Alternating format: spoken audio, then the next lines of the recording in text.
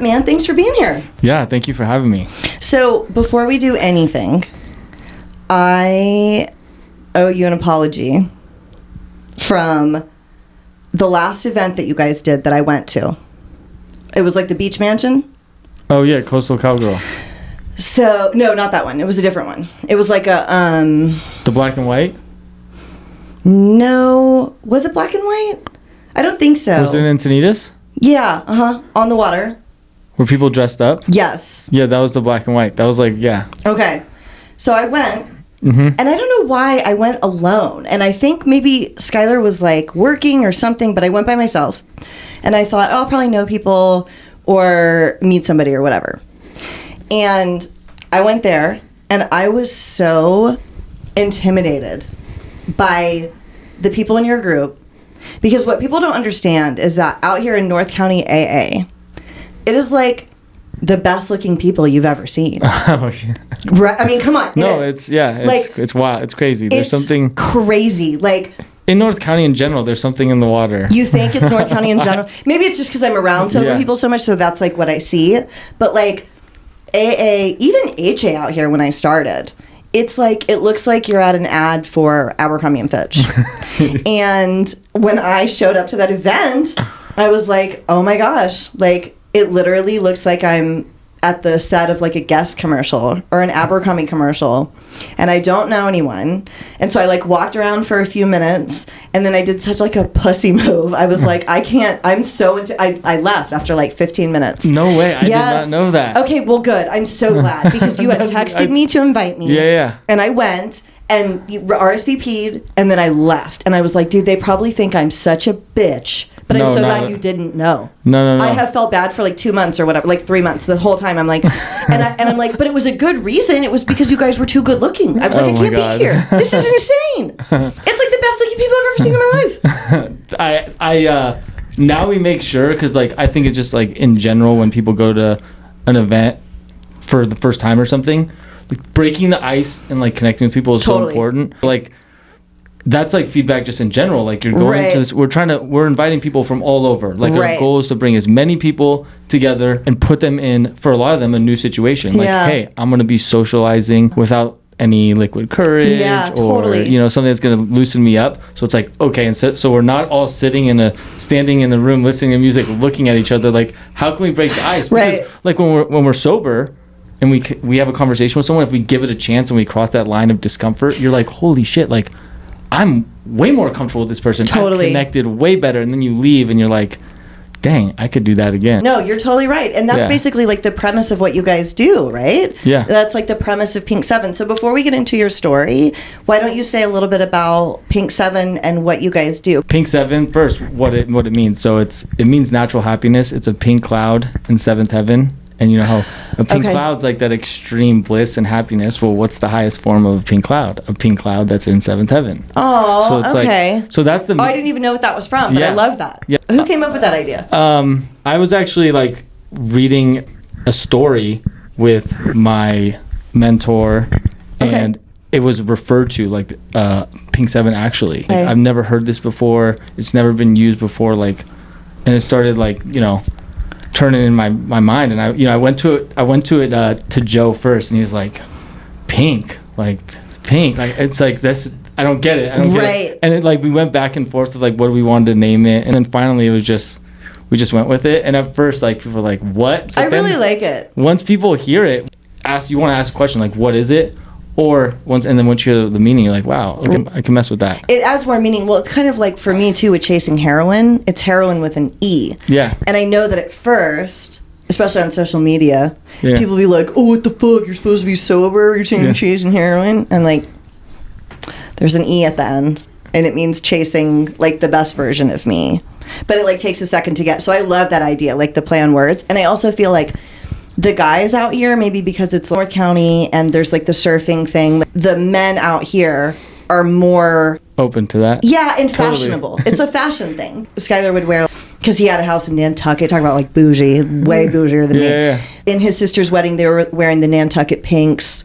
It's just a different vibe, and out here that would totally like float, and I feel like it worked. And then now you see all these surfer guys in all the videos, and then it ended up just totally working, you know? Yeah, and that's the goal. Like if it floats here, then hopefully in time it'll eventually start to float across the country and hopefully across the globe. It's funny, my buddy's dad was in town from Texas, an older guy from Texas, and he went to like one of the events and saw like pictures and stuff. He goes, I love this whole Pink 7 thing, but you might have to drop the pink thing. Like, okay. Sure, thanks, guy from Texas. We'll change our whole branding because of that's really funny. It was funny. I laughed. Yeah. But we started putting on, events, like small, like activities for people to come to, because we weren't drinking, we were sober, and we're like, well, hey, we still want to have fun, we still want to connect with people. Like, we didn't get sober to like have a lame time. So in that, we started, Joe and I, who's my business partner on it, we started putting on these events, and then in time, like, we started doing bigger events, and we started making clothing to represent the experience people have with it, and like a sense of pride. Like, you could go anywhere in the world and you see someone wearing a Padres hat, Yankees hat, the team they represent, and they're proud of it. So how do we do that? Like, we have people here directly in San Diego and North County, Pacific Beach, that we have these events, but it's like, how can we continue to share the message with the world? And it's cool because I'll get calls from people and be like, dude, I'll be walking around with your hoodie and it doesn't scream sober. No, not at all. But like the Hangover Club, that's such a cool design. Yeah. And he goes, I know when they acknowledge it, like, oh, Pink 7, it's like we connect over it and we start talking about it. We're big on, we want anyone to find some sort of relation to it, whether they're completely sober, they're California sober, they're drinking less. Like, so we've created this kind of, experience-based equation that we say, Pink 7 means natural happiness.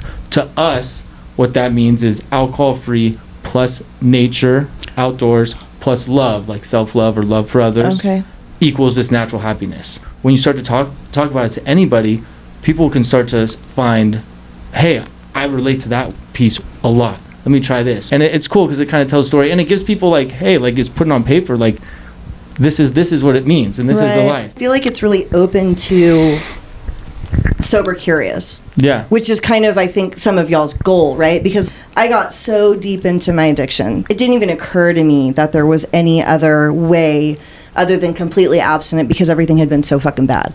But the longer I've been sober, like you and I were saying, the more I see people online, they just kind of maybe want to cut back. Totally. Or, you know what I mean? They're like, I'm not an alcoholic, but I'm not really enjoying drinking anymore. I just want to pull back.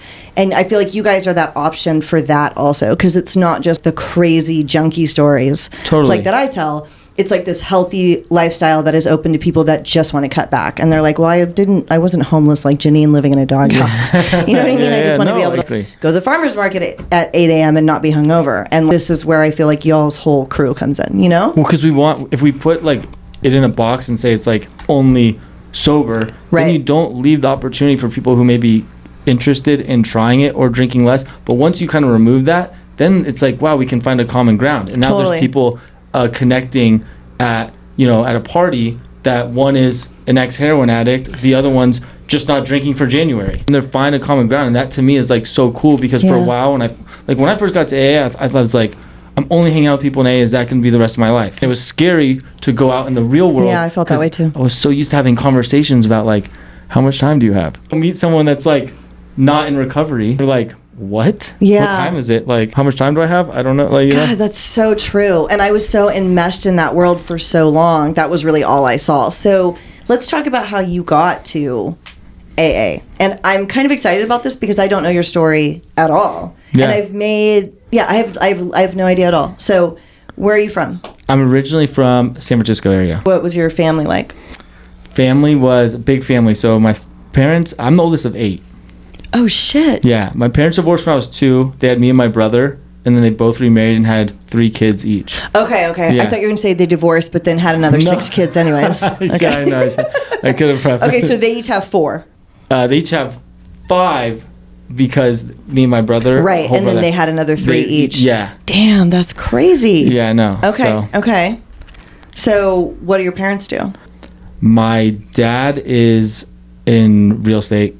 He was like, he college dropout, just was a bagging groceries, got his real estate license up in San Francisco, and just hustled.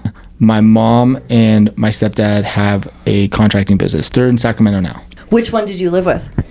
I actually did so Monday, Tuesdays, I was with my mom. Wednesdays, Thursdays with my dad. Weekend switched off. And like people would like hear that and they're like, God, that's a lot of back and forth. That's crazy. But like I did it since I was 2. That's all I knew. Right. Okay. And they did a great job. Like as far as you just had 2 sets of everything at both places. Yeah. Okay. Exactly. Okay. 2 Christmases. Right. Yeah. When things were bad at Dad's, hey, Mom. You know? Yeah. So I was able to work the system. And, and it sounds, sometimes people hear and it's like, oh, that doesn't sound great, but it was actually pretty good. Yeah. Okay. Yeah. So what kind of family life was it growing up? Was it was there any alcoholism addiction already present, or was it a pretty stable home environment? What was like the dynamics like? It's funny when you ask me that now, like when I have some clarity, like I would love to have found things that were bad, because then it justified my drinking and using. Family was super close. Like I was able to do holidays at both. I would go to Mom's Christmas for, the beginning of the night and then end it at Dad's side. No, overall, it was pretty lax. Like they had it handled pretty well. My dad's side, Italian, like they'll drink wine and stuff, but nothing crazy. They manage it. My mom's side too. My grandpa on my mom's side had alcoholism and died from alcoholism. So that's where I know it was present in my family. And the reason I asked is because my family life was really good, and I ended up becoming a homeless heroin addict anyways. Yeah. And so I always like to ask, because it's not always, that's such a stereotype, right? Totally. And that's not always the case, and it sounds like it wasn't for you either. No, yeah. Right. I grew up in a great family, great area, and actually was able to maintain my behavior until I graduated college. That did end up result in through time in my addiction. I ended up, deep into fentanyl in the Tenderloin. Yeah. Okay, see, this is what I didn't know. Yeah, okay. Yeah. First time I got high. So I had graduated college and I had an internship, and all my friends were still kind of in that transitionary stage where they were drinking on weekdays and stuff. And I said, as some of my friends started, casually popping Vicodin. And I said, damn, I have this internship so Monday through Thursday, I have to get up the next following day and go to work. And I have to drive home. It can't be too late. Well, if I have 2 beers and pop a couple Vicodin, I could still get pulled over and not blow numbers, but still feel good. I remember, we were at a bar and I was, we were drinking Coronas, and I had a couple Norcos, and I was like, whoa. And it was off to, I loved it. So now every time I went out, I was like, I don't want to drink 10 to 20 drinks. I could have a few drinks and pop a few pills and feel better than everybody. So, but you obviously were already drinking. So when is the first time you drank or smoked weed? What was that like in high school? Or Yeah. So I drank probably end of 8th grade. Probably I had my first drink, but it was always, it was for the party. I was very strict and diligent about getting schoolwork done. But even that, when I had my first drink, I associate it with girls and having fun. Through the school week, I'd be like, okay, I'm doing all this to get to the weekend. The same thing that was in high school, that was in college, but because of that mentality, I performed pretty well in school and was able to continue on and justify drinking. But I never really drank daily until really, because I started taking pills, and that totally was better for me than drinking. Than alcohol, yeah. Until COVID really is when I started drinking. Oh, yeah. Okay. So how long have you been sober? 2 years and 4 months. So October 6th. Okay. Yeah, I know.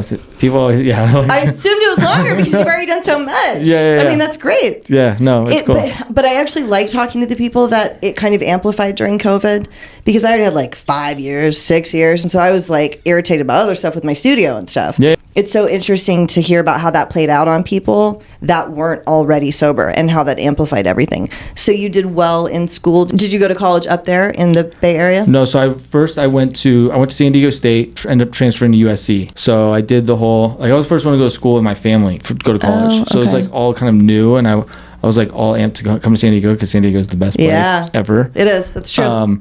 And I remember so funny how your insecurities can totally determine the direction of your life.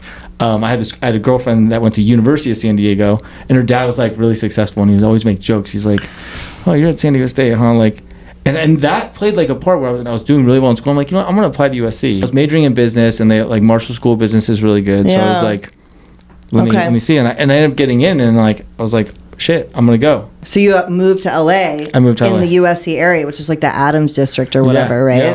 It's right there by Watts. Yeah, I know. Did you like it living there? I mean, I was so close to campus, and my life was so school. Yeah. And then I still had a girlfriend in San Diego, so it's either like weekend came, and that's kind of what kept me behaved. Is I'd get to the weekend, and I'd either go to San Diego, or she'd come to LA. I actually I don't think I've ever shared this story on the show before. I got mugged at gunpoint right there when I was like 24, right by USC in the Adams, like almost like Watts area, down on Washington Boulevard, it goes deep, headed into downtown. I was in a play. Looking back, it was really dumb what we were doing, but I was 24, 25, and I was in a play, and I was standing outside of the theater with my director, who I kind of had a crush on, which is why I was standing there still. Okay. And we were talking for hours into like midnight, 12:30 in the morning probably. Okay. Just like cars right there, holding my keys in my purse. He's talking about the show and different like notes and stuff. And these two guys were walking down the sidewalk, and I forget it even happened sometimes, but it was really crazy. He pulled a gun out, and one of the guys like stuck a gun in my stomach. And the other one got behind me. Shit. Yes. And the other guy stood behind me. And I was just like staring at the guy that I was with. And he was older than me. He was significantly older. He was like in his 40s. Were you in your addiction at this time? So no, but sort of, because this is the decision that I made. So at that time I was doing coke a little bit, but not that bad. Like I was in this theater company. I was in a play, but I drank a lot back then. And I had this bar that I loved to go to called the Cozy Inn in Culver City. Cozy's. Okay. Yeah. Do you know it? No, but I mean, I'm familiar with Culver City. But. Yeah. There's Cozy's, and then there's Joxer's, that Irish bar is right there. Okay, and so Cozy's was like my spot. And I went there all the time, and we're getting mugged. And it was really scary. Nothing like that's ever happened to me. And at first I almost thought the guy was kidding, because this is really weird. I might end up cutting this out because I don't know how this is going to sound. But do you remember the movie Crash? It's about like extreme racism in LA. I know that's totally ringing a bell. I'm like drawing a blank though with like the details. The details. Yeah. I think it won like an Oscar or something. It did really well. Yeah, no, I've heard it. It depicted like extreme racism in LA. Extreme. Like every ethnicity hated each other basically. Yeah. And it was supposed to be current day. And I remember I was talking to him about that movie. And he loved it. And I was like, dude, I didn't like it at all. I don't think the world is that racist. I don't think LA is that racist. I'm not. And as we said that, two like black teenagers were walking down the street from kind of far away, two young guys. And I said to him, I was like, for example, there are two young black guys walking up to us right now. If I was in that movie, I would be freaking out right now, right? As like some white lady. But I'm not at all.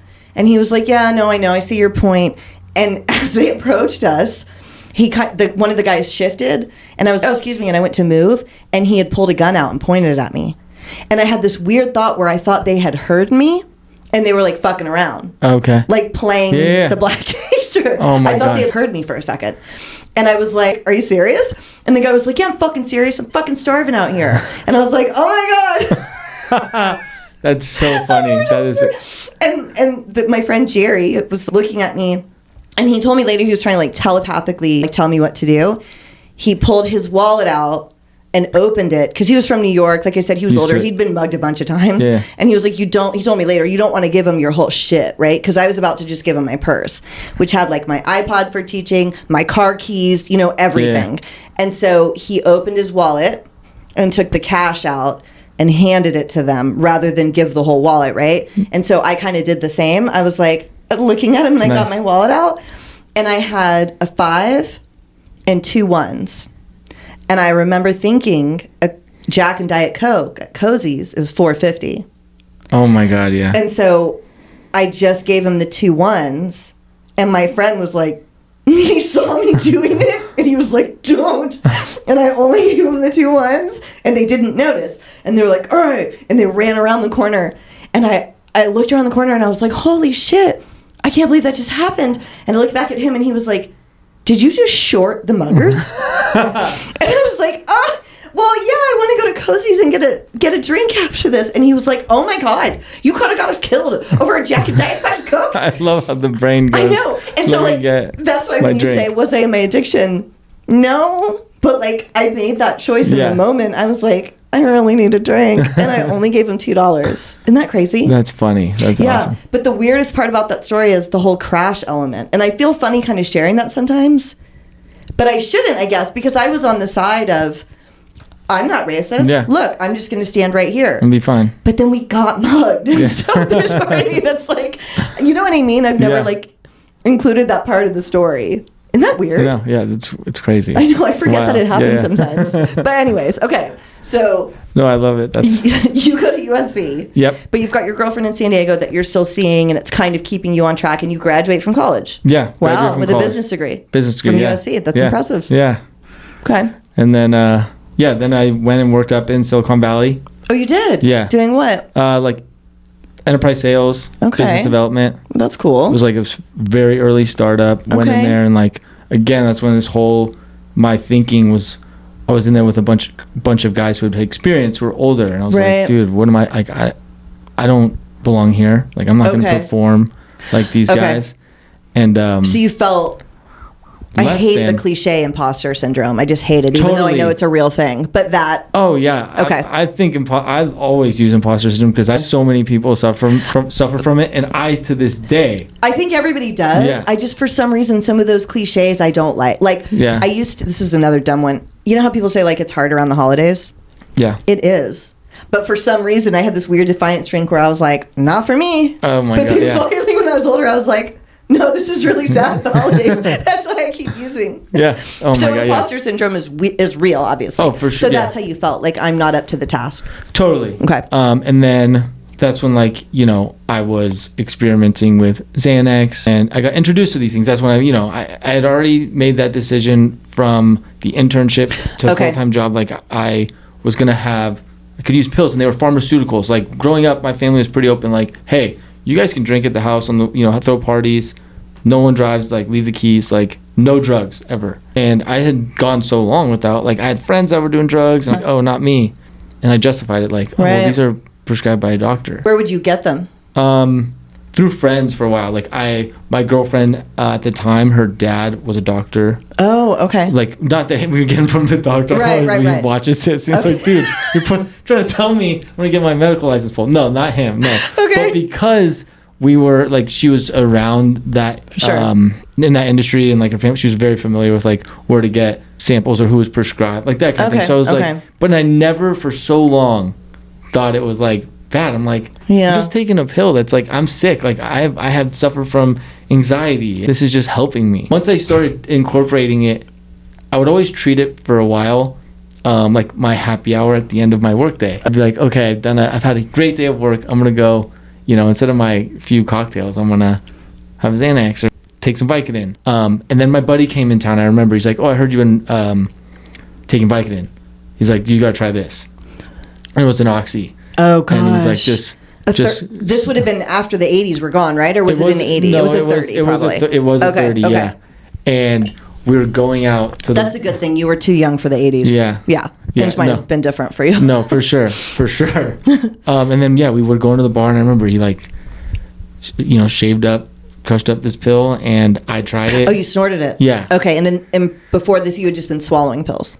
Yeah. Okay. And I had always been, like, going forward, like, I love snorting everything. I never graduated to needles. I had smoked stuff, but I just was like, I don't like it. Like, I like snorting. Was that the first time you snorted something? Was with that guy? Yeah, except for one time. This is, like, my luck. So after I'd graduated college, I went through this gnarly breakup. We went to Vegas, and I'd never done drugs. And all my friends we were partying. It was one of my best friend's sister's 21st birthday. And I remember being like, fuck it, I'm gonna party. And so first night of the weekend, we were at XS, and then I did coke, and I was like, love it. The next night, we're at a Marquee, and this night, my friends are like, we're comfortable. We're now a little more comfortable. We're graduating to ecstasy and stuff. And I said, I'm a little too good for that. I'm gonna stick to the cocaine. and we had a table, and I remember me and my buddy this is my second time ever doing cocaine, first weekend ever doing it. We go into the bathroom, and both of us go into the bathroom, and we, line up our coke, and the guy that sells like the perfumes and all that by the door pops over the thing and is looking right at us, and and he goes, and we take the $100 bill and we give it to him, and we're like, oh, we're good. And then we go and we open up the door to leave the bathroom. 3 big ass security guards. Oh, he told on you? Yeah, he still told on us. Even though he took the money? He took the money and still told on us. So we and they're like, hey, keep your hands out of your pockets and come with us to the back. Oh, no. And because it was such a big group of people, we had a lot of coke. It was over 4 grams, which is considered trafficking in Nevada. Was it on you or on him? It was on me. So this is like my introduction to drugs. And I was like, so we ended up. I remember being in the back room of the club and then looking at the camera, because they catch people with coke all the time. Yeah. But they keep looking at it and looking at us, and they're like, it's just too much. Like, we're not gonna let this slide. You're going to Clark County. Oh no! And you got arrested? Yeah, me and my buddy David. Yeah, for trafficking. What they charge you with? Yeah, well, it was trafficking because it was over 4 grams. You must have been panicking. Oh my God! Yeah, Yeah, and you were like 22 or something? Yeah, I was 22. Oh no! Literally just graduated, and I'm like, holy fuck! I just fucked everything. Like, I just went to college to now have something on my record. And I remember sitting and of course back then they had those shows with the cameras in the back. Like, they would do those TV shows where it was back, like, I don't forget what it was called, but I'm sitting there. They were doing one? I'm sitting there. No. Of course, like, I think you have to end up signing off, and like they're gonna put your face where they blur you out. But I'm sitting there going like, I'm here getting film, like there's a film going on, and I remember getting all put in the cell, and look over, my buddy's laying on a piece of toilet paper, like, as his pillow, trying to get rest. This big ass dude comes in with his shirt off, just like clearly looked like he got in a fight with cops, gets thrown in our cell, and it's like, hey, does anyone want any meth? And he bends over and he pulls it out of his ass. And I'm like, dude, this is fucking crazy. Like, I'm never doing cocaine. I'm never doing drugs again. Please get me out of this. Please. Did you do any meth with him? No. Hell no. Because I'm going to be so honest, I would have. Yeah. I mean, if you would have caught me 5 years later. Yeah, okay, that's fair. Oh, I probably would have been like, fuck it, let's do it. Yeah. But, and then I remember. Were you able to bail out, or did they just let you go after 24 hours? Because it was a family friend, my parents had also flown in for the party. And there was a big pool party the next day. So your parents all my friends were like, we were all at the club and we disappeared. They saw us get escorted out with the cops. And my parents kept asking my friends, like, yo, where's Brandon? And they kept trying to buy me time. They knew I was in jail, but they couldn't. And finally, I guess, like, one of my buddies was like, look, Mike, Brandon is in jail. Oh, no. And I remember finally getting released with my buddy. And dude, he's a real one, because we went through the whole process. Like, he could have totally been like, it's on him. Like, right, don't it wasn't even on him. Yeah, okay, yeah. So fortunately, we got picked up, and I didn't partake in the rest of the party. I got on a plane and went home. Right. And my buddy gave me Xanax though for the flight back. Sure. Like, hey, dude, you're going through it. And that's kind of like where all these like little things like started to get introduced to it. But what happened with that charge? Did you get charged with that later? So what happened is I got really lucky. So I was able to get a really good lawyer. I went on Google and I was like, who's the best lawyer ever? And I saw that Bruno Mars, Paris Hilton, Suge Knight all got represented by this lawyer. And I was like, fuck it, I don't care. If I get a good lawyer, like, I'll pay the money now or get a loan to pay the money, which I tried to do, is like get a loan. So you got a loan yourself and paid for it. Okay. And I remember being, fast forward a couple months in, calling our lawyer, and he's like, yo, dude, I'm about to get drinks with the district attorney. Like, and then it got dropped. Okay. Holy shit. Yeah. How much was the lawyer? You started to say $50,000? 15. 15. Okay. 15. No. 15. And I look at it like, well, if that charge could have got in the way of me getting a job that was going to pay me good money. Yeah, especially if you were a business guy, you'd gone to USC, you can't have felony trafficking. What if you wanted to be like a Wall Street guy one day? Yeah. So. And also, I'm glad you shared, though, that you paid for that. Yeah. Your parents didn't pay for that. Yeah. You paid for that. No, you got I a loan and paid for it yourself. Yes. That's actually good for people to know. I had around $7,000. Like, I remember being able to pay for half of it because I had that saved. Okay. From like college, job, whatever. Getting the other half lent to me, and then once I started working my real job, I was able to pay that back fairly quickly. Okay. Oh, thank God. And my buddy, I remember calling him. He had he was getting a lawyer to represent himself, and I said, dude, whatever happens to me is gonna happen to you. Fuck your lawyer. Like, we're gonna go, and it all ended up working out. But I was like, I was scared it was gonna turn into this thing. For sure, of course, that's a lot of weight. 4 grams. It's a lot. Yeah. I just didn't even know at the time. I was so new to. I'm like, I'm just holding this thing like happy. That's like the most. It's innocent, but it's really fucked up. That's the first thing. Oh yeah. That's the first thing that happened to you. The other side of that, I was like, huh. That wasn't. I didn't get in trouble. Like maybe I could, push it a little further. You think consciously you did think that? Later on, not right away. Okay. But going forward, like as I got deeper into drug use, and I was always looking for excuses, I was like, for sure, it came to my mind, like, wait, like. Yeah. So how does this proceed from? So this happens first time you ever do coke, whatever. You're in San Francisco, and you start adding oxy into the mix. Then I throw oxy into the mix, and. For a while, it was my superpower. Like I was just crushing it at work. Like I would do. Were you doing it every day? In the beginning, I was still treating it like that treat. The happy hour. The happy hour. Okay. Happy hour oxy. Who would have thought? It sounds crazy. I loved it at the time, and then it turned into every day. Okay. And then I didn't know anything about withdrawal. I didn't, and I remember my friends would get like. Because I had a few friends that we all got into it together, and we'd get like a bunch, and I would never have to worry. Like I was such like trying to be a goody two shoes that I would have my friend drive it to my house, so I never had to drive with drugs in my car. And I remember like one night I just didn't take it, and I had them. They were in a shoebox in my closet, and I remember being like, "What?" I just something happened. I remember laying in my bed and being like, "What the fuck?" And I remember one of my buddies texting me. He's like, "Dude, just do another one." Fuck. And then the moment I saw how quick I could feel better, I was like, "Holy shit!" Okay, like so now I just got to keep this train running. That is exactly what happened to me. I didn't know that's what happened. And the moment that I was already doing heroin. I didn't do pills. I went straight to heroin. Oh, shit. Yeah. Okay. Yeah. Which is dumb. Which is dumb. At 31. Damn. I didn't start doing heroin until I was 31 years old. Holy shit. Yeah. Stupid. So anyways, doing heroin.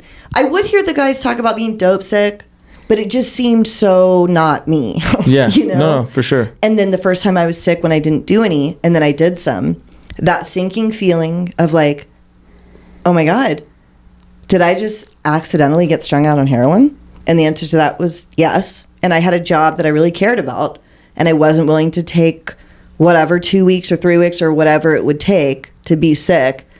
Just like that. I guess I keep this train running. Yep. And that's exactly what I did too. Yeah. And so that went for a while. Yeah. And it was evil. Did you already know the guy that you were buying from? Not at first. I was just getting through my friends. Right. And then finally, you said, I got to meet the guy. Totally. Right. Okay. I'm like, this is okay. Because I don't know many patient alcoholic addicts when they want their shit. I remember like my drug dealers would always be like, dude, you're crazy. Because whenever they tell me, hey, 15 minutes or 20 minutes, my response is, where are you? I'm coming to you. Never waiting. So they're also notoriously opiate addict connects are the most late people on earth. Oh my God. You were asking me about like the trends that I do sometimes. Yeah. Those are the ones that do really well too. It is a universal experience to be waiting on a fucking heroin dealer for hours in a parking lot somewhere. And when you're like dying. And you're sick, in a parking lot. In a Walmart parking lot. I'll see cars that like and I'll still get like the dopamine hit. Oh, really? Like if I see like I remember some of my dealers had some very unique cars. More so, not as much recently, but like there was times for like where I would just not even be scoped, like waiting for them or meeting them. I just would see a similar car and be like, whoa, that like brought me back. So you're buying daily now. Yeah. How much money did you end up starting to spend over time? So I was spending easily $300 a day. Really? Yeah. It was very behaved for a while. Like not behaved, but I was like keeping it 1 to a day for a very long time, and I was getting them for it was only like $20, like for 30. Yeah, or no, it was less than that. But I was saying like if I did 2 of them, I was spending $20 for a long time, and then so I was saving a lot of money. So then I had, but as my addiction got worse, then I started to dip into savings because what I was making daily, or from my salary, wasn't keeping up with what I was spending. Where did you live? Who'd you live with? I lived in San Francisco. Okay. So I had some friends, and that's where I think it turned into more fun, because I had a buddy. We lived in Lower Pack Heights, San Francisco, and I got him a job at my company. And we lived in San Francisco, but we worked in Mountain View, where all tech companies are. And we turned into a party. One day I would drive to work, carpool. He'd be in the passenger seat with his iPad, crushing whatever we wanted up. And then it was and then we had a third roommate who got into it. And granted, one of those guys is in jail. The other one jumped off the Golden Gate Bridge. What? For real? Yeah. That's... He's dead? Yeah. He's dead. Super sad. Yeah. Oh, no. When did that, how long ago? It was right before, it was right around COVID. It was Whoa. Yeah, he was still in San Francisco. I had moved down to LA at this point, and he got gnarly into meth. Damn. The one that worked with you, or the third? Yeah. Oh, wow. Yeah. Oh, man, that is super sad. And the other guy's in prison right now? Yeah. I don't know his stories, but I just know last he was in jail. Okay. I haven't followed up. Okay. But that's where it took off. So that's why I feel 100%. To me, I'm holy shit. And I remember when I was doing my amends to him, his name's Miles, and I remember writing this letter, and my sponsor was just dude, I was what do I do? I feel I introduced him to this stuff, and he's dude, just live your best life, because that's what he would want. And I remember I burnt this letter after I brought it to the beach. Wow. And the only thing, I still have it in my car, the only thing that stayed is everything burned, and it's this little corner of it where it just says Dear Miles. Pretty cool. It's pretty wild. Yeah. Well, and also though, that's the kind of stuff that the whole idea of Pink 7, this is why we feel that, because we could have been that person. Totally. And it just makes you elated to be alive. Exactly. Even when things are difficult. Yeah. Totally. And that's kind of the gift that we get. Yeah. And it comes on, it's not on the shoulders of that guy. It's that we could have been that person. Do you know what I mean? Oh yeah. It would have been amazing, obviously, for him to live too. But when we were that close, I feel it just enhances the gratitude that we have for now, you know? No. So you get up to $300 a day. How long do you keep that job and that apartment? I was able to keep it for a while. So I was there for 4 years. Oh, shit. So I invested, the company went public. Okay. And then I was able to use the excuse. They wanted me out of there, but I was hitting my numbers. I was crushing it. So they couldn't justify. Yeah. They're well, dude, maybe he's a little unpleasant to be around, or he's unreliable, but when you look at the scoreboard, he's doing what we need him to do. Why did they want to get rid of you? Oh, because towards the end of those 4 years, I was once you told me I could work from home, I would, be out all night, take a bunch of Xanax, wake up at 11, miss a meeting. I remember one time we had this huge, our manager was on us, our director, and he was dude, because me and my buddy Miles at the time were on the same team doing all these shenanigans. I feel so bad for this guy that he had to deal with us. And he's dude, you guys have this important meeting. And I remember going out partying that night, and then meeting this girl who also liked Xanax. So we took a bunch of Xanax, and I slept until 11, 12 p.m. I had so many missed calls. Oh, no. My buddy... I can feel that feeling right now when you wake up and you see your phone. The anxiety. And my buddy Googled a picture of the same car as mine crashed, and we cropped it, and we sent it to him and said, hey, dude, I got in an accident. I'm so sorry. Oh, no. Yeah, so... But I ended up getting... I've done that before, too. Yeah, it's Yeah. You gotta get I've said creative. some horrible... I've said some excuses that I won't even tell anyone. I've told my sponsor. They're bad. Oh yeah. Yeah. It's shameful. I'm not telling you. I'll tell you too. Okay, let me hear it. There's one that's so bad I can't say it. That I said this. This is so dumb. You know Rancho Valencia and Rancho Santa Fe, that nice resort? Very nice hotel. That's where I taught smoking heroin and meth in the parking lot. No way. Yes. At Rancho Valencia, making $100 an hour to teach Pilates to the wealthiest people on earth. That place is so nice. Yeah, I know. Yeah. And I would be there. I started teaching there before I got strung out. And then I got strung out while I was there. And so I would have foil in my car, black smudgy hands, walking into Rancho Valencia. And then eventually it got so bad that I was, because what would happen is, that's the job I had when I realized I was strung out, and I didn't want to lose it, because that place is so nice. I loved being there, and I loved beautiful. My clients, and I was making a lot of money. And I'm well, I can't quit that job, So I just kept going, and, the months kept passing. It was getting worse and worse and worse. Yeah. And meth pipe in the parking lot of that place, And what would happen is my guy wouldn't be answering. Right, like that's always what would happen because my habit was relatively like $20-$40 a day back then. No needles, just smoking. So it was like kind of manageable. But then I wouldn't hear back from someone, and I'd be sick, you know, and I couldn't go. And that happened so many times. I'm just laughing because you said kind of manageable, and I love it. Kind of manageable. Smoking meth and heroin on foil with black hands on my finger, you know, totally. Kind of manageable. But it was kind of manageable. No, I get it. I totally get it. Right. So I told my boss that both of my parents died within like 5 days. So I said that my mom like died in a car accident. I don't think I've ever shared this. I said my mom like died in a car accident. And then like a week later I said my stepdad died of a heart attack to the same boss at Rancho Valencia. And they fired me like, I don't know, 2 weeks later because I missed another class. Not even because of that. Okay. Like 2 weeks later I missed another one. I thought maybe they found out. And then I actually I reached out to that guy, though, a few years later when I came back because I wanted to teach again. And I have this great resume. I taught at Rancho Valencia. I taught at the Beverly Hills Country Club. Nice places. Nice. Yeah. But I didn't know if they were going to call. So I actually had to reach out to that guy. I didn't own up to that specifically because it had been like 5 years. Yeah. But I emailed him. And I was like, hey, Sean, I don't know if you remember me. My name is Janine. I used to work there. And they always start the same way. They always write the first line is, I remember you.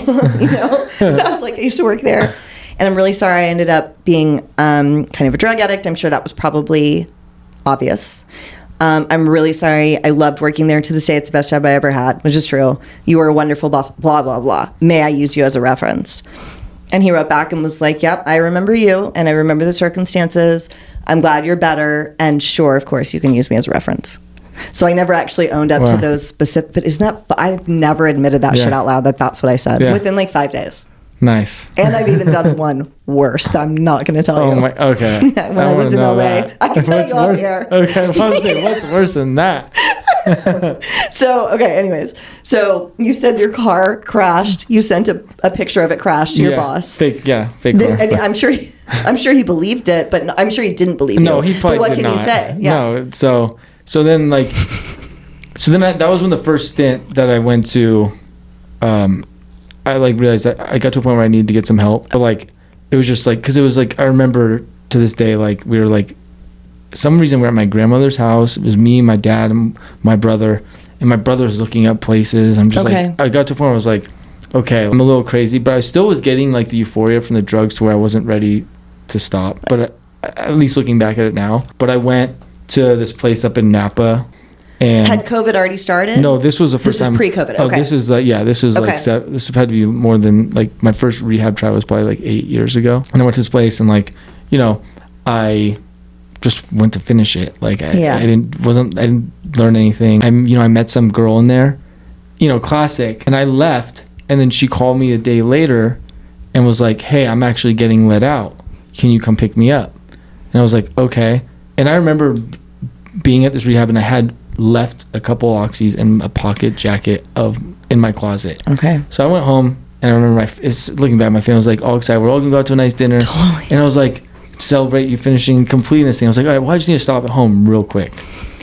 So then, so I get loaded and go to dinner. Yeah. And then I went to go pick up this girl the next day, and I remember she wasn't supposed to leave. So then the police and her mom are calling. No. Yeah, I was just like, and I was like, God, look how quickly my life went like back to craziness. But totally. I was able to get a job because one of my really good buddies who I worked with, who knew me when I first started and knew that I was capable, he gave me a shot, and I went and worked at Dropbox. Like, this was perfect for me. They had huge, like, you know, they served all these meals, like 5-star chef. They had a lounge area where there was unlimited beer and wine, and then they had Whiskey Fridays. Oh shit. So like, I'm like, for the staff. Wow. So like, you know, I made it a year there, and they probably kept me a year there because I was still like hitting numbers. But like, I remember my first Whiskey Friday, like I ended up falling asleep outside the main entryway of the company, like the business. So I don't even know this day who saw me passed out like that. Right. But I remember waking up at like 4 a.m. in San Francisco outside the door on a Friday. I guess it would have been a Saturday morning at this point. Yeah. Oh my gosh. And how old are you at this point? Probably 25. Okay. Yeah. Okay. All right. And so that eventually that job didn't last. Like, and I remember showing up getting sent home one time for nodding out my desk, and finally I got there and they're like, hey, you got to come meet, and they kind of escorted me out of there. Okay. So you had gotten back on pills by that point too? Oh yeah. I right after rehab. After I got back from rehab, they had let me go from that first company that I was at for 4 years. Like they kind of used that, which is kind of fucked up if you think about it. But I remember even emailing like the lawyer, like the general counsel, being like, hey, this is kind of. But at that point, I was like kind of embarrassed. I had a good run there, and I was like, hey, maybe a new job, a new company. Right. will fix me. I bet I won't need to use at this place. I'll start from scratch or start fresh. And that didn't work. So then that's when, after I got fired from that job from Dropbox, I remember going out partying all night, and I remember my dad texted me saying, hey, I got a new car. Come to the house tomorrow morning. We'll grab breakfast and come over. And I had been up all night. I met him for breakfast. God knows why I wanted to meet up. I was like, and I had walked into an intervention. Oh shit. Yeah. Okay. And that was this to go to show like where I was at, like as far as like willing to face the shit, like my shit. I said, whatever you guys want me, because I remember looking around, seeing my friends, my sister, my brothers, my everybody. They all had these letters, and I said, I will go. Just I don't want to read. You don't have to read any of that stuff. I'll go wherever you want me to go. Yeah. And I remember it's not funny, but it's like it's fun. It's you know what I mean. I'm laughing like you're laughing at me saying it was manageable, $20 to $40 a day. You know, it's like I'll go, but I can't hear any of this from you guys. Yeah. So you could tell like where that was going to lead, where that was going to lead me, like success wise, or what I was willing to do as far as work on myself. Right. And then I went down to LA, went to a rehab second rehab, went to rehab in Malibu. Oh, which one? It's called Avalon. Oh, yeah. Okay. It's a nice one. It's Did you have insurance from all these places? That's how you're going to nice places. Yeah, I had insurance, plus my brother actually knew the owner of this one, so I got like probably an extra good deal. I don't know to this day. Okay. But I was there for like 90 days. That's where I got introduced to like AA, but I only like totally looked at it as the social component. I got a sponsor because of sober living I went to after that. Required me to get a sponsor. Sober living down here in LA. I stayed. Like I went to 90 days there, and then I continued because I was like, oh, I'm all about this. Like this is. I mean, in 90 days at that place, it was nice. I was like, oh, not drinking is like doing sober is not that bad. Then I went to sober living, was there for a little bit, and then got an apartment in Santa Monica, and was through that. I didn't really have any LA connects as far as because went straight to San Francisco after USC, and then someone I met in rehab introduced me to someone because I was like, well, hey, you know what? I'm just gonna pop some bike in every now and then. Yeah. I'm not gonna go back to Oxys, and that ended up leading me to like the best probably the most I've ever spent, best relationship I've had with a drug dealer in my entire life. Like that's what is a whole nother. Right. Yeah. Right. Where in Santa Monica were you? I lived in West LA for a long time. It was 7th and California. Oh, that's a really nice area. Yeah. Okay. Yeah, it was. Did you live by yourself? I lived with a friend, someone I'd met in sober living. Oh, okay. And we were just like homies, and we were like kind of like, oh, we're ready to get an apartment. Yeah. Wow, it's nice.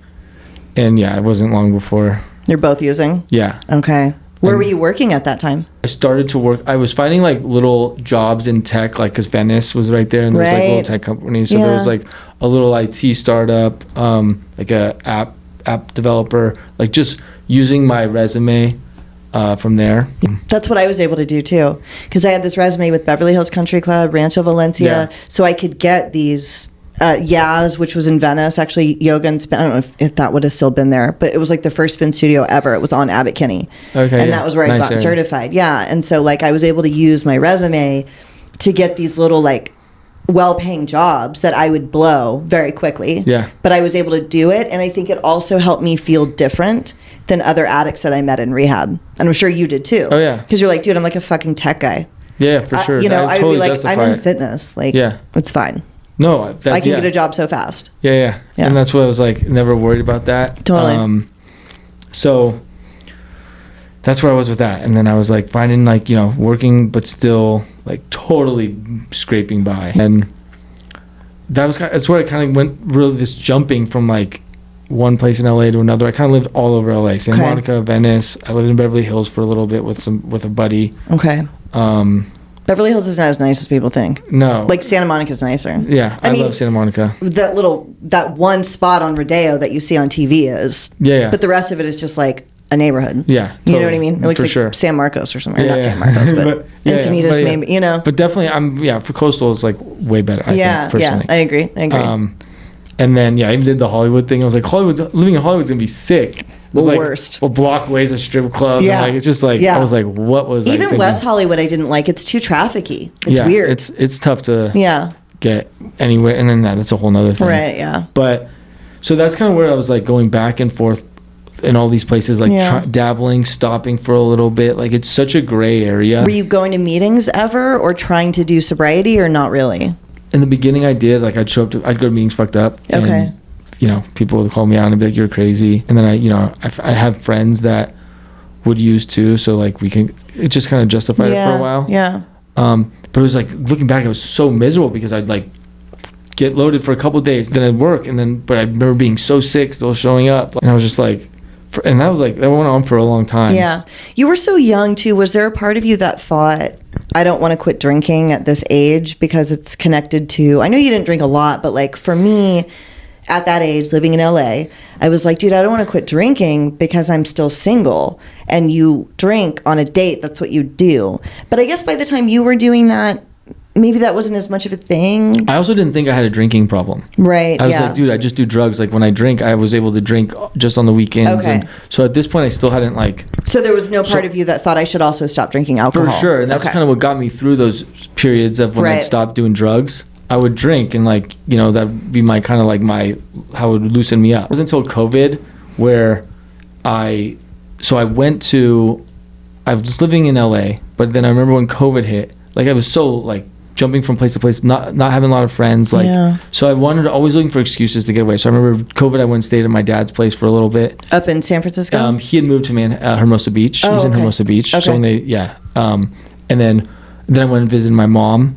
And that's where I ended up staying for a while. During COVID, they're in Sacramento, and I was like, oh my God, this is like, I have not spent any time here. I don't know any drug dealers. Yeah. And then it wasn't long before I was like paying drug dealers to drive from Oakland and San Francisco. And I was just going to Oakland. And then, but I also started drinking, and that's where because I would stop. I got the Vivitrol shot for a little bit. Oh. And so I didn't want to do that. Really helped me with opiates. It's so helpful. Yeah. Did you get it? You waited long enough to get it, or did you have one of these nightmare you got it too soon moments, or did you wait long enough? Oh no, I kept postponing my appointment because I could not stop doing it, and then finally I just said, "Fuck it, I'm gonna go in and get the Vivitrol shot." And I remember being like, I was just telling a buddy about this story, so I did him the night before. Oh no! And I remember going in, and the doctor's like, "You tested." I remember she's like, "You tested positive." And I was like, yeah, it's okay. Like, I can't. I'd rather just get it. And she's like, this is like going to be really painful. I have to check with the main doctor if this is okay. And she's like, yeah, okay, well, just be prepared. Like, you're going to be uncomfortable, but we'll do it. And I remember being like, getting it and being like, first couple minutes, I was like, I'm fine. Like, what are you talking about? And then I left. And I remember being like. Were you driving home? I was in the bank. I went to the bank. Oh my gosh. I remember being in line at the bank. And it hit me. Dude. It's horrible. Oh my God. I remember going back home, and I remember like this rotation I was on from couch, floor, other couch, bed, like, cause I could not get comfortable. And finally, like after 3 days in, I remember calling my drug dealer and just being like, yo. And it lasted 3 days? You were still that sick? I was just still feeling like shit. I mean, obviously it wasn't as bad. Right, but it's still awful 3 days in. And I just remember being like, oh my God, I was so comfortable. I didn't get like the euphoric high, but I felt like, so relief. And I remember talking to my doctor, and he was like, after, I was like, dude, I wanted to die. Yeah. Like it was miserable. And he's like, you should have just done your thing then. Right. But I didn't know that. Like if I block it, it was blocked no matter what, whatever I got. Totally. Yeah. So. Yeah. No, that's always a bad idea. Like for anyone that's listening, I know when you're writing that spot of like you're waiting to get the Vivitrol, but you can't stop using, wait somehow. Yeah. Go to a detox if you have to or something. Do not, because I just interviewed somebody recently who did the same thing. He was like, he was doing kratom. And he was like, fuck it, I can't stop. Yeah. I need to just get the shot. And he did. And he was so sick. He made it home. And then he was like, I literally need to go to the hospital. And he doesn't even remember driving to the hospital. He was in like a haze. He passed out in the hospital. And when he woke up, connected to an IV of benzos, thank God. Yeah. And that was the only way he was able to even like breathe. It's bad. Oh, yeah, it's worse than you think it's going to be. No, you think, and we all think we're like, oh, it's going to be a little different for me. Yeah. Oh my God. It was the worst. Yeah. It was the worst thing. Worst thing ever. And Vivitrol is like life-saving. So I recommend getting it. But if you have to do it soon, it's so scary. Yeah. So, but then you had the Vivitrol shot. So did that sort of work a little bit? Shot, but then I started drinking, and I was like, that's right. Okay. Even though I know it's supposed to help with drinking, like I was starting to get drunk. And then I saw really quick that I drank just like I did drugs. And it got to a point where I was just like... What was your drink of choice? Just vodka. I like do mixed vodka and like That's White Claws. Alcoholic right away. Yeah, vodka. Yeah, totally. You're that age. Yeah. You go right to vodka. Yeah. Well, I'm just quick and easy. Like to me, 12, 20 beers. While I'd rather. Totally. Yeah. You know. And White Claws. Yeah, I was mixing. I never had a White Claw. I missed out on that whole. Yeah. Are they good? They're whatever. They're decent. Yeah, people love them. Yeah, they do. Man, I missed out on all those. They're light though. Like, spritzers and shit. You probably wouldn't like them as much because you need a lot of them. Yeah. They don't have that like bite. Right. Yeah. But yeah. So, and I remember like trying to work from home like during this whole thing, and I remember being like, I would jump like I'd be on my computer and then down there'd be like White Claws or Mike's Hard Lemonades. I'd be like, dude, Brandon, it's 10 a.m. You for so long were telling yourself you don't drink, you don't have a drink problem. And totally. And then I was like, I think it got to a point where I was just like, fuck it, I'm drinking anyways, like. And I'm just gonna start making this drive and picking up drugs. And through that time, like I was not as I didn't know the dealers as well. So then I ended up getting fake pills. What it did was it just fucked up my tolerance. So after I got a couple fake pills for the first couple times, I was sick, so I was willing to take them. But then it was really hard for me to go back to oxys. And I fake pills meaning like fentanyl pressed? Fentanyl pressed, yeah. Okay, so not like Tylenol that was supposed to be pills. No, it was fentanyl pressed. They were. And I knew that I was like... Was that like... Did you guys start to know... Was it that time period where people knew fentanyl was in things? Was that in like the culture? People knew? Yeah. It wasn't like a... Okay. Yeah, it wasn't like something I was going to be... Like I knew to just like do a very... Like I was very cautious about it. Okay. What happened the first time you did a fake pill and you realized, oh my God, this was fentanyl? You got really sick, like puking and stuff? The first time I like turned white and just threw up, but then I felt good after. Okay. But I always tried to go back to oxys, fentanyl synthetic, where oxys is like from the poppy plant. So like that euphoria was totally different. And I liked the euphoria. I wasn't trying to chase the like. I'm the same way. Like, I don't like being unconscious. He likes being unconscious. Yeah. Yes. I don't like that. No. I'm like, no, I want to talk. Yeah, totally. Because that's what it was for me. Right. It was like my go, like euphoria, running around the room, like totally. And fentanyl just knocks you out. Yeah. Okay. Oh, yeah. So that just, led to really like just some craziness in San Francisco and Oakland. Like what kind of stuff happened? Well, so I picked up one time, and this was like kind of like your gun story, actually. So I pick up in Oakland, and I get loaded like on some side street. And I see these guys pull up and one guy gets out of the car and shoots down the street. Fires the gun? Fires the gun down the street. And I remember being like, driving my car, continuing to go forward. And I was like, dude, this is how crazy my thinking was. I was like, oh, that looked like a rec center or something. Like, let me go turn around and go back. And they had driven off. So I thought they shot and they drove away. I make a U-turn and start to go down that street. My car is tinted. So I'm driving down the street and I see this dude in the middle of the street, big dude with dreads, and for all he knows, you're the person that shot. I was the person that shot at him. He pulls out a gun, and I remember spinning my wheel, like obviously my windows are up, and I'm like yelling, no, like you don't know, I'm not the guy. Oh my God! And I remember spinning my wheel and hearing the gun go off, and I fly off. Oh my gosh! I'm able to fly off. The cops come from the first gunshot, stop me. They tell me to get on my knees, and I'm out. There's like people Instagram. Did you have any pills in the car? I had a little bit of fentanyl that was like in a little bag that was like hidden, but they were looking for a gun. Oh right, yeah, sure, of course. So okay. Oh my God, they pull you out of the car? Oh yeah, they pull me out of the car. For all they know, they pull me out of the car. I'm on my knees. I just remember looking around, seeing people with their phones out. I'm just like, dude. And I look, and my car door had a bullet hole in it. Yeah, and I remember calling my parents and being like, "You guys don't know what happened to me." Wait. Where did it go? Did it go into your car? It went into the door, and like I don't know what happened from there. Oakland PD said they were gonna have someone come out and get it out, but that never happened. Like, but yeah. Is it the car that you drove here? It is. The bullet's gone now. No, Yeah. is the hole still in the car? No. The insurance. I got a new door. God.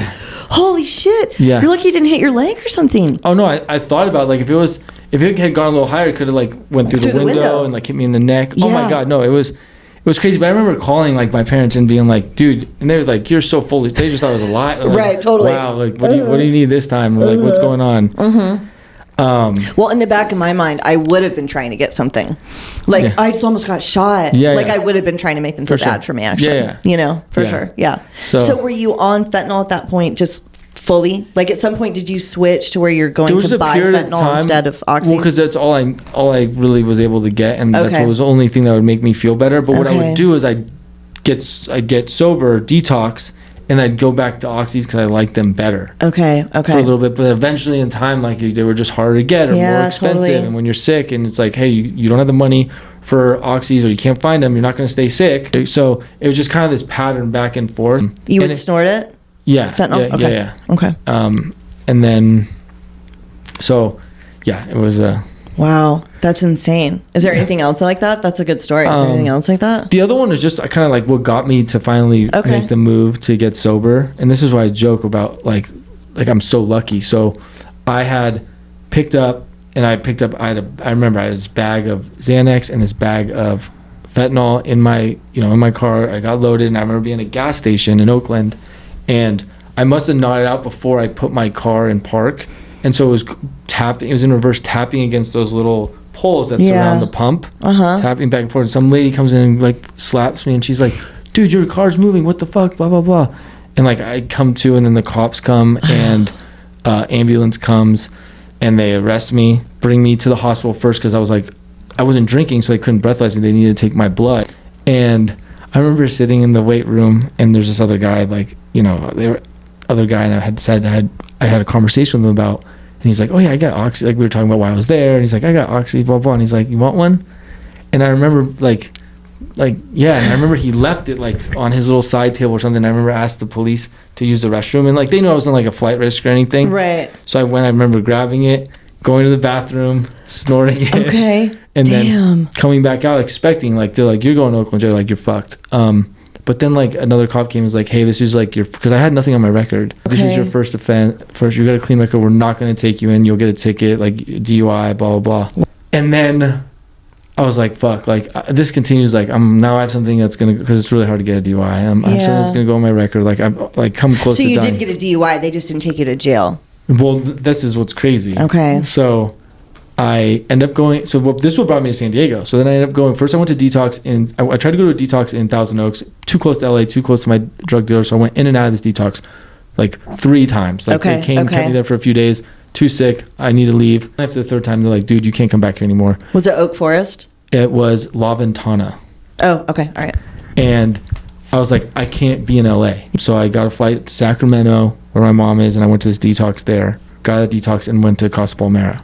Oh, down here. Yeah. Okay. And I've stayed down here ever since. Oh, okay. And is that your sobriety date when you got down here? I started my sobriety date when I got out of Casa because I was taking a lot of Ativan in there. Okay. All right. So it's October 6th. I checked in like in September sometime, and I believe I got out like October 10th. Okay. But now you've been sober ever since. Yeah. Wow. Yeah. That's amazing. Yeah. Okay. So what happens with the DUI? So I have my lawyer, and I'm like, hey, I still haven't got anything in the mail. Should we reach out to them? He's like, no, dude. Like, they're so busy. COVID got everything so behind. After a year, they can't file it. Like, they have a year. And I remember, like, I was just like, I'm just going to stay sober. I'm going to do this thing, like, work my ass off. Like, yeah. And I remember the lawyer emailing me exactly a year. And he's like, hey, dude, they didn't file it. Like, wow. You're you know what? I think about that, though, is like, of course, that's lucky.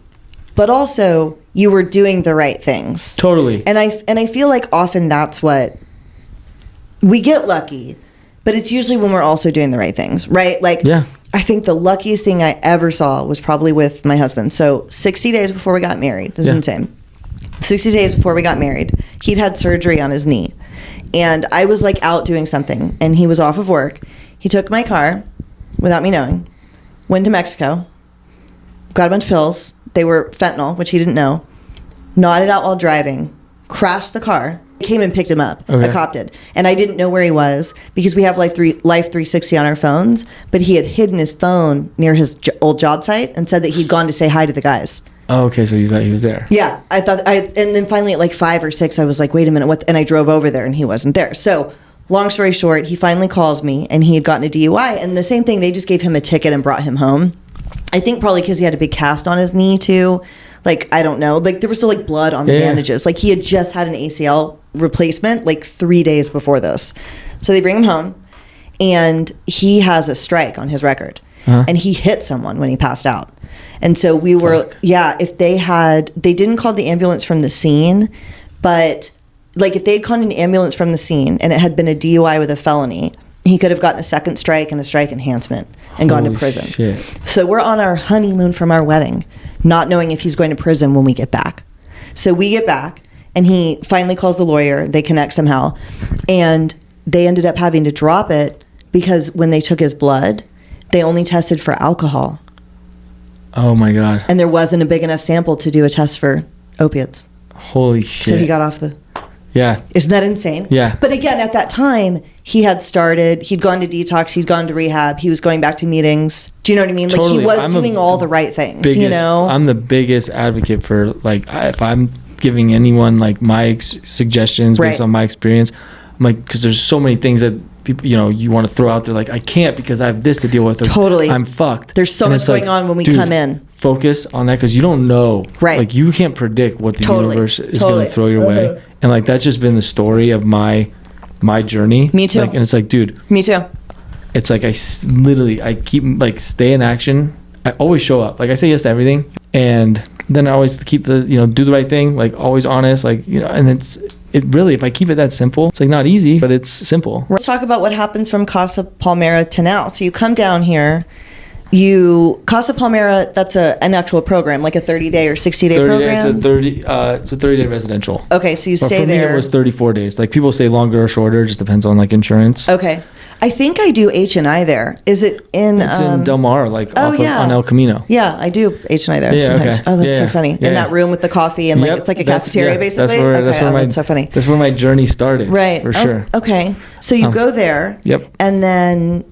You start going to 12-step again, obviously. So they do H&I. They do some AA meetings in there, like once a week. And like that's where I started to get reintroduced to it. Okay. I wanted to go back to LA. Like, I went to rehab and I was like, I'm going to go back to LA once I finish. You know, as I got more clarity, like I remember being there like day 19 and still being like, I'm still in so much pain. They wanted me to leave like at 21 days. And I was like, look, if you send me out of here, I'm getting fucking loaded. Yeah. So I just continued to like, after I started to feel better, I started going to these meetings, and it was recommended, like, go to a sober living, go to more AA meetings. I think I say to this day, it was like God or something, like, put this willingness in me to like, hey, dude, like, try this out. And I didn't look that far ahead. Like, just looking like, hey, okay, I'm just gonna do what is recommended or suggested. So then I ended up going to the sober living. And dude, I was still on the verge of getting loaded. I remember I went to an IOP after that. I remember I was having some bad day. I texted my drug dealer. 90 days. I probably had less than 90 days. Someone up in LA? Yes, between 60 and 90 days. And I was like, what do I have to pay you to drive to meet me halfway or whatever in San Diego? And I remember we had to put our phones in a basket and then go back into group. So I sent that text, went back into group, and I had to like, okay. Wow. And it's just something that set me off that day. I couldn't even tell you what it was. Yeah. Just a combination of like, you know, fear and just like what was going on in my life. And got to my phone. He's like, yeah, I'll meet you in Irvine. So I get out of group. IOP's done. I fucking jet in my car to Irvine. I meet him. I pick up this. Yeah, this is what built my muscle, my mental muscle, my recovery muscle, my sober muscle. I think to be able to like continue this. But I picked up pills, you know, my Oxy, Xanax, and Coke. And I was going to do it right there in the parking lot. I was like, oh, maybe I should go back to the sober living. Go back to the sober living, and the house manager has all the drug tests out on the table. And I was like, okay, good thing I didn't do it yet. I'm going to wait till our little house meeting or whatever, do my drug test, and then I'll get loaded. So I put them in this pocket of this, you know, sweatshirt or whatever in my closet. And then I started to think, well, fuck, it's going to be hard to do it tonight. I mean, what am I going to just sit there loaded in my bed and I got a roommate? Like, this is weird. Wow. And I kept that shit in that sweatshirt for probably 2-3 weeks, and it was giving me dopamine hits because I said, if anything goes that fuck today, If I can just go do it. It's right there. Whoa. I can't believe you didn't do it on the way home from seeing the guy. I know. I mean, you never would have not done that before, right? Never, yeah, never. Me neither. Never. And I think now, and then finally, just one day I was like, maybe I saw like the magic that was starting to happen in my life, just even over the course of the 2 weeks that I had that in my possession. I said, dude, I'm going to flush it. And I remember it was the hardest thing to do was flush that in the sober. I remember the bathroom at the top floor in that and flushing it all. I can't believe you were able to do that. That's crazy. And I think about it. I'm like, dude, what? Like, I look at my life today and I'm like, fuck, what could I? That's why, like, and it's a good story to tell like people I'm like trying to help. Dude, we think it's just one thing. But now, like, I have this example of like what happened when I didn't do that, continued to go the right way, like the sober way. Yeah. And I say, like, if I was able to hold it in my hand that early on, throw it out, flush it, it built just my mental muscle and like my muscle to like keep me further away from fucking up again. Wow, that's crazy. Well, like, it's super simple, but the reality is it is just a matter of you really want to use once and then you don't. Yeah. And then like another week goes by and it's a time when you would have used normally, but you don't. And I know it sounds so overly simplified, but if you just say like you're not going to use just that one time, but maybe you will tomorrow, which is what I would tell myself, and you build up enough of those, at some point you no longer even run into the issue where you want to. Yeah. Or you have it, or, you know. Yeah, no, that's wild. Yeah. So how long do you stay in sober living? 9 months. And where do you start working? So I gave myself, that's the other thing. So what was fortunate, I had money saved. Not a lot, but I was able to be like, you know what? I was willing to go to nothing or burn through and just focus on me. My sponsor at the time wasn't working. So like I was able to like meet my sponsor, went to like the First Step House in Carlsbad and did our steps in the back there, like volunteered. My first 6 months, 9 months even, was just crazy service, sponsoring guys, me going through my steps first, sponsoring guys, and just really getting introduced to like this whole idea of the more like I'm selfless and, you know, kind of do what I don't want to do, like inconvenience, life really started to get real rewarding. And then that's when I met Joe. We were putting on, then he's like, you know, these community events were going on in the area, and he's like, did you come to my studio for one of those yoga classes? Do you remember? I actually did not. I don't think I was around yet. Or I guess you weren't sober yet, because I sold in 2022. I sold in September of 2022, and he started going there in like July, like right before I sold, basically, of 2022. So that I had gotten sober 4 a few months later. Yeah, a few months later. Okay. And he had a similar story, like as far as he'd come from finance, but he had given himself the first year, and like we totally like vibed on that. And he's like, dude, like I see how you are with connecting people and like how much you enjoy bringing people together. Like why don't like we do this together and like run with it. And so we that's like where we started, like. Oh, so Pink 7 is like your job also? Now it is. Okay. Totally. Okay. Yeah. So that's awesome.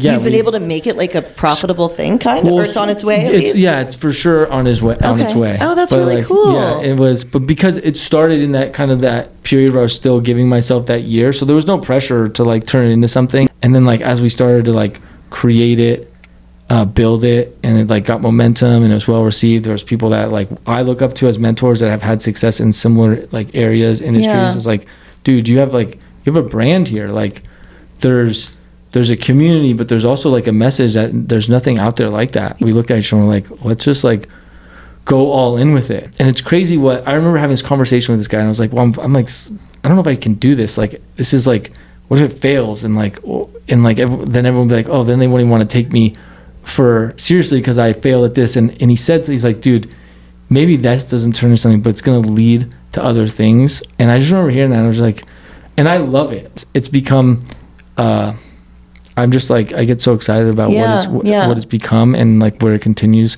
like how the feedback I've gotten, especially considering it's been less than like a year and a half since we like officially started it. So is it like, it's events at like the beach, it's events like what type of different things do you guys do? Now, like we've always said, we are a clothing brand that puts on events, and we want to be like the Nike of alcohol free, or cool. Nike of like natural happiness. No brand out there that represents that, and we just know building a brand takes a long time. It's almost got like a Viore vibe.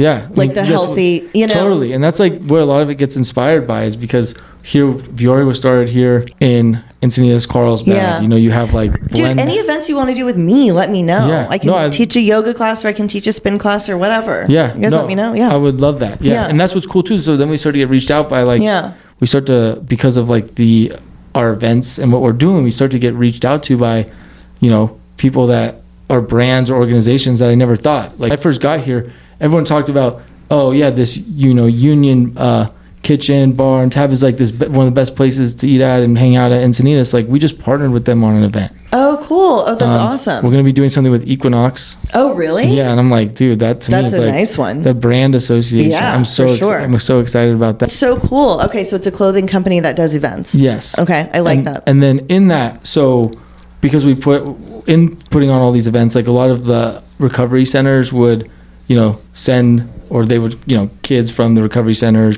clients would come to some of our events. Right. Someone who has started our buddy, our partner in this other thing we created, which is he's had success. He worked at Shoreline. He started some other outpatient programs, and him and Joe like crossed paths, and he's like, dude, you guys have created this community. Like, there's one of the biggest challenges these guys have is transitioning into community and finding something after they get care and something. He's like, I'm looking to do something, and I would love to work with you guys because of like what you've done with Pink 7. I'm looking to start a mental health program in Oceanside. So that's like that's where I spend a lot of Oh, that's right. Wait, who is it?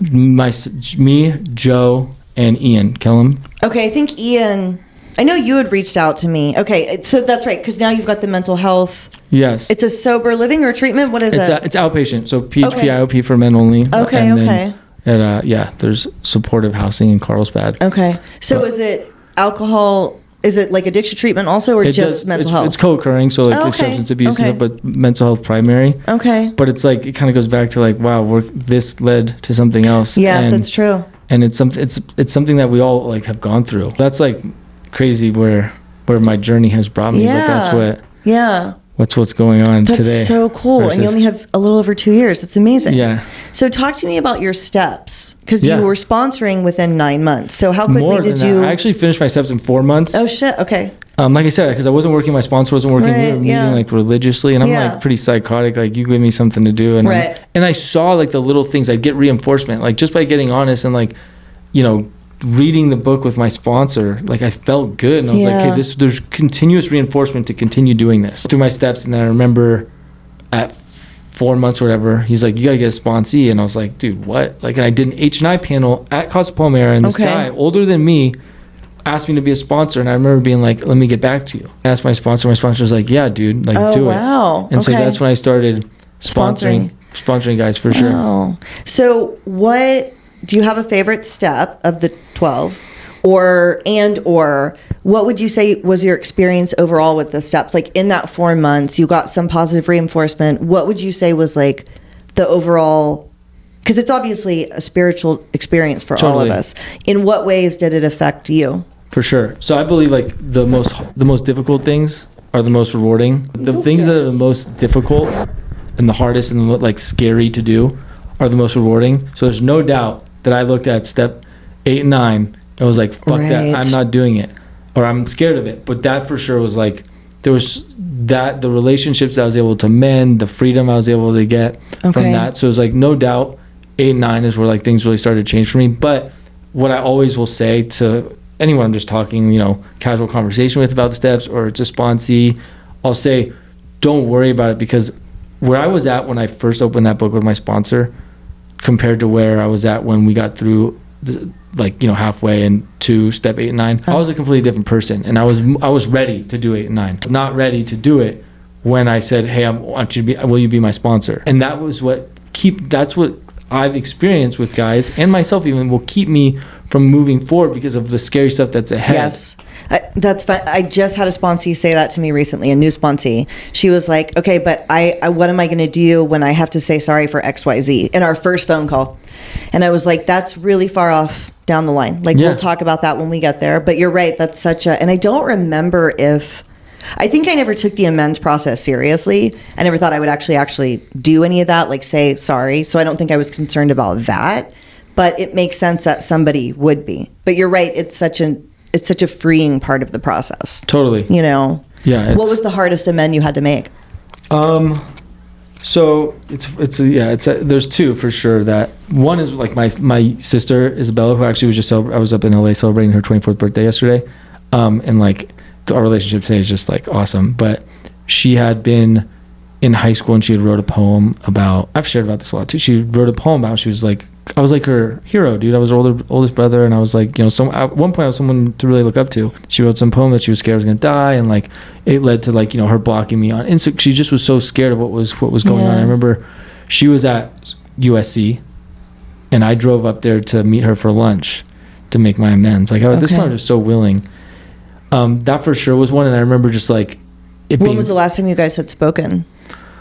Or you were speaking, it just wasn't more like because we had like family dinners or celebrations throughout like the first like year of my like where I drive up to LA and like we'd see each other, we'd talk, but it was like still, and I don't blame her. Like she needed to see like some proof and like some time from when like is this actually all words or is this gonna actually be action? And I totally respect the time period it took. Like I remember it was just one random weekend where I finally like it was at her graduation, and I finally heard she showed up on my feed on Instagram. Wow. And I was like, oh my God. She had unblocked you. Yeah. Whoa. And it wasn't right after the amends. It was more time. And I totally looked back. Oh, it wasn't even right after the amends. No. It's like, it was like, let me see, like everything I talked, like owned up to. Yeah. And said I was going to do like from going forward. She really was like, well, let's see if he actually does it. At least that's how I looked at it. Yeah. No, that's a good point to include, especially because you did it so soon after you got, you were making amends pretty quickly. Yeah, no, for sure. So did you just sit down with her and say like, if you don't mind sharing, just like, I'm so sorry? I just said more like, look, I can't be getting sorry doesn't do it. Like those are just words. And I know I put you in a place where you were like, as an older brother, I'm supposed to protect you, make you feel comfortable, make you feel safe. Yeah. And all I did was like put fear in you and like, scared you to the idea of like, to get close to other people because of this happening.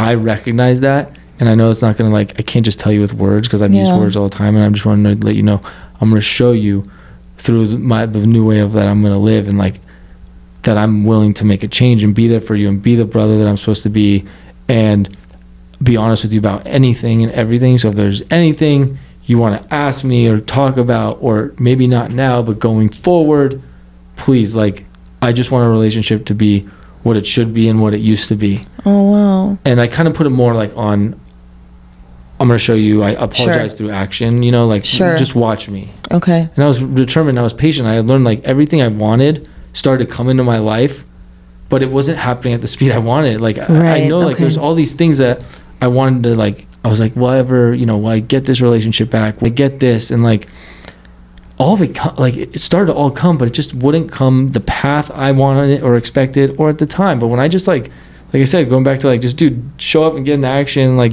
do the shit consistently, it will all come into come into your life. At least that's been my experience. Yeah. It's so hard for me to have patience too, though. Yeah. And now at 10 years, right? Mm-hmm. And a lot came in, but definitely not on my timeline. I didn't even get married till I got married a week before I turned 39. And I got married on a Friday so that I wouldn't have to be 39 when I got married. Oh my God. Because the next Saturday I would have been 39. And I was like, nope, I didn't even want to get married at 38. I'm definitely not getting married at 39, Yeah, and he was like a lot younger than me. And so when I first met him, I was like, oh my God, he's nowhere getting married. And I nowhere near getting married. Yeah. And I already felt like so much older. And so same thing for me, but it's so hard to have patience in the moment. Do you have, just from looking back at your experience, how do you have faith that that stuff is coming to you? Or do you still struggle with wanting it sooner? Or are you able to get to a place where you're like, I'm sure it's going to happen in the right time? If you looked at my morning gratitudes, I constantly, I usually do, I'm grateful for, and I do 3 things. Pretty regularly, you'll see I'm grateful for my ability to trust the process and have patience, or I'm grateful for faith, or I'm grateful knowing that it's all going to work out the way it's supposed to. So that's one little thing I do constantly. Wait, hold on. That's a good thing, because normally, I've never heard that. Normally a gratitude list is stuff. I'm grateful for Tank. I'm grateful for my house. But you say that you're grateful for feelings. Yeah, feelings or like like character. Yeah, like I love that. Yeah, and so you'll say I'm grateful for the ability to trust the process. Yeah, that's like, a good one. Yeah, that's some. I mean, of course, I'll throw in like I'm grateful for my family or right. Yeah, you know, but.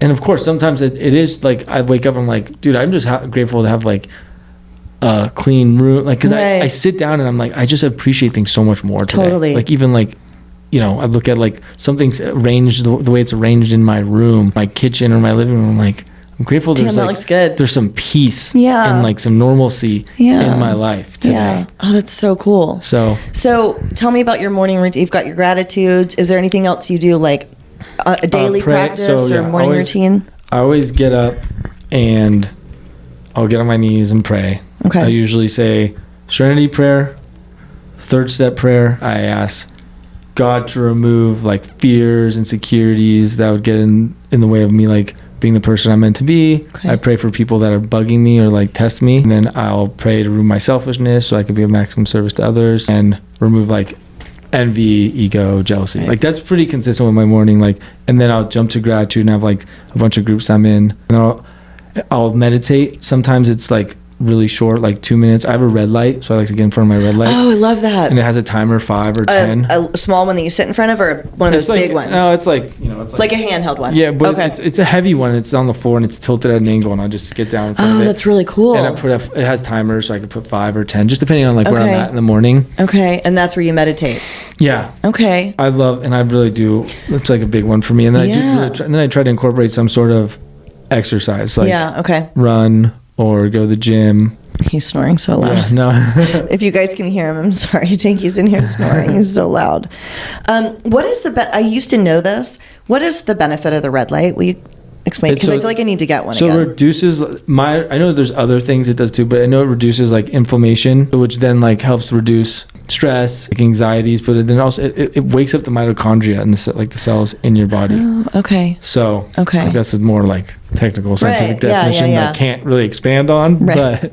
But I get it though. Yeah. I remember it's like got some anti-aging benefits too. I remember looking into that at one point. That's really cool. I love that you do that. Yeah. Do you do like a YouTube meditation or do you just breathe? No, early on I started meditating because I thought I had to had to get it silent, or I had to not be around people, but I'm like, that's not real life. Like I'm never gonna be. So I want to be able to close my eyes and meditate no matter what's going on around me. And I think that's like that's been the most beneficial, because I'm thinking like I want this calm feeling, the serenity when I'm in a room full of people. So like I remember I started doing it like in public, like at the beach, or like I'll do it more in summer, but like my sponsees and I would go to the spot on the beach and do and meditate. And I remember in the beginning being like, oh my God, what is everyone thinking? I'm closing my eyes, like looking at, and then but there's power in that too, because then you're like, wow, I do get it helps me get more comfortable in my own skin. And like, I love that idea of being able to do it anywhere. So you don't have like a guided meditation that you listen to, you just breathe and listen for your breathing or something. Silence, or I'm silent, just sit with nothing, and like, I'll do it where like whenever I decide to do it, like if I do it like right in front of my red light, that's silent. If I do it like sometimes I'll do it in the sauna, like the infrared sauna. I go to like at Breathe Degrees. Okay, I love Breathe Degrees. Yeah. So gosh, I haven't been there in so long. Yeah. So like, how often do you go to Breathe? I'll go, like my average is probably like once a week. Okay. I just have like 4. I get the 4 credits. It's so expensive. Yeah, I get the 4 credits a month. Yeah. So like after like if I've run a few times in a row, I like to go get a plunge in, and like it's a good reset. Totally. When we owned the studio, we would go there not every Saturday, but just about. Yeah. And I don't think I've been back in a really long time, but I went there on my on my 8 years and my 9 years also, and to be there doing that breath work on my 8 years and my 9 years. I had such a spiritual experience. I remembered being homeless on my bike in Oceanside, telling my ex, some crazy story. We're literally on bikes in the middle of the night, tweaking. I'd been homeless forever, and being there in that nice place doing breath work, and like the difference between the two was just so moving. I like started crying, because 8 years, 9 years, 10 years feels like, I never thought I would get to the point where I felt like it was kind of a long time ago. My sponsor would be like, the further away you get, the easier it is to forget. And I'm like, no, I'll never forget, because I've got a good memory and I talk about it a lot. But it's kind of true in that, like, I remember all the details, but the gratitude of not being there anymore isn't as overwhelming all the time as it used to be. And when I was in that moment, I could just picture myself on that bike so clearly, and it like connected me. But I love that place. I love Breathe. So you go there once a week? Yeah, I try to go there once. Depends. Like sometimes weeks get crazy, but that's like the average. Yeah. Dude, that's so awesome. How often are you going to meetings? I usually hit 2. Okay. And then I have a meeting on Sundays with a few guys. It's like our like little book. We call it book study, men's meeting. And then I usually will go to 2 other meetings in that, where my sponsor goes. Like I try to go where, like, no matter what I talk to, like I'll go where he. Do I know your sponsor? Who's your? I don't know. Do you know? His name's Jamie. He's like always at Belly Up and. Okay, never go to Belly Up. Yeah, Belly I don't know as many AA people. It's kind of weird. I know a lot of people in NA because that's where I started. Yeah. And then HA, but I've only been. This is kind of weird. I've been to maybe less than 20 AA meetings in my life. No way. I would never imagine that. I know, and that weird. 10 years sober, but I've been to a million NA and HA. I just haven't. The main fellowship is the one that I like haven't really ever gone to. You know what I mean? Like I've gone, but not that much. And CA is where I started. That's nothing like relative to like 10 years. So. Right? I know. Isn't that weird? It's like I just didn't go as much for whatever reason. Mainly because in the beginning I was taking the bus and I was in North County NA is definitely different from North County AA. You ever gone to an NA meeting around here?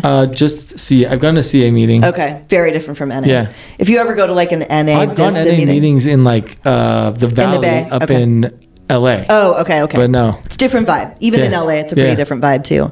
And that's just like where my rehabs took me. Yeah. And I was that's just like where I started. I just didn't go to as much AA. And then when I started coming around here, I was like, this looks like an Abercrombie ad. What the fuck, you know? So someone is listening and they've got like, 30 days, 60 days, and they're afraid to be any different. What's your advice to someone that's new?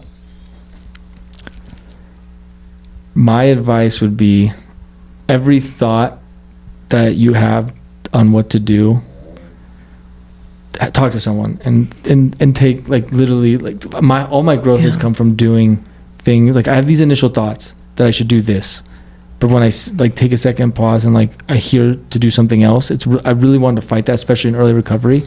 But God, when you don't fight the suggestions and advice and opportunities that come your way, you don't fight it and you just go with it, your life just gets so beautiful, and you just need to give it a little chance, and just like keep it simple. Like just literally say yes to everything and show up.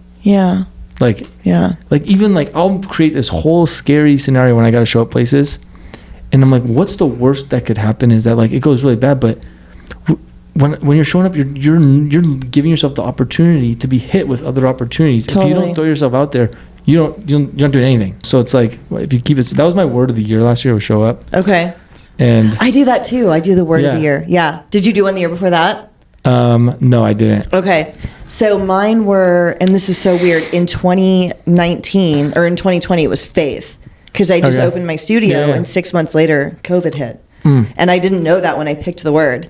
And then the next year was execute, because I had like the podcast and stuff. I do that too. I do the word thing. Yeah. That's cool. So yours is show up this year, or that's what it was last year? That's what it was last year. What is your word this year? Say yes. Okay. So. Okay. It's similar, but like when I keep it simple, because I can make this laundry list of things I want to do. Right. But when I keep it really simple, and say yes has been great for me, because I'll feel like, oh, this sounds more comfortable, or I know better, I'm going to do this. But then it's like someone offers you to do something, or like, hey, come here, and you're like, or do this. Yeah. Yeah, exactly. Yeah. Totally. Or like we're getting people reaching out about doing events, and like our January for like Pink 7's calendar was literally, we did 8 events in January. Damn. To where we were doing, and these aren't like we don't do the weekly like same event. We switch it, like we do more one-off and switch it up. Yeah. And I would have made every excuse to be like, well, let's just do a couple so we could perfect them. But like saying yes to them all, one, like introduced us to a ton of people. I bet. And other organizations and other potential partners.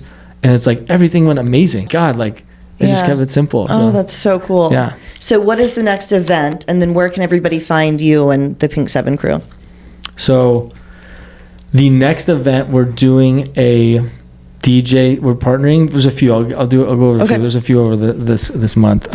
So we're going to do a DJ set at the top of Molly's in Mission Beach. We're partnering with them.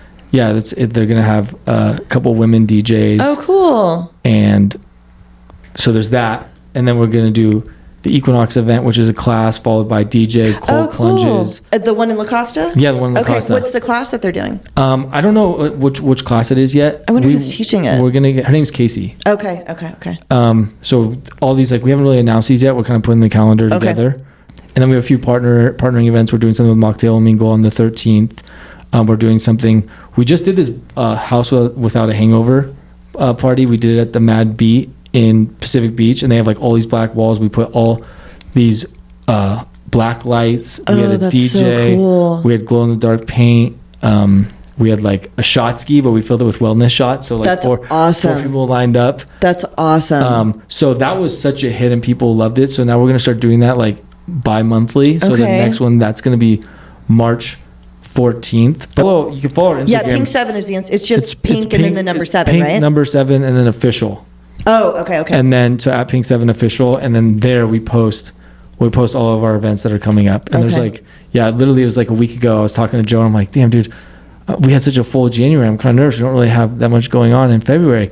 And then like through all the busyness in January led to people, hey, we want to do this or reach out about this. And then before you know it, our calendar's packed. It's just so I feel so grateful. So cool. I feel so blessed, and it's.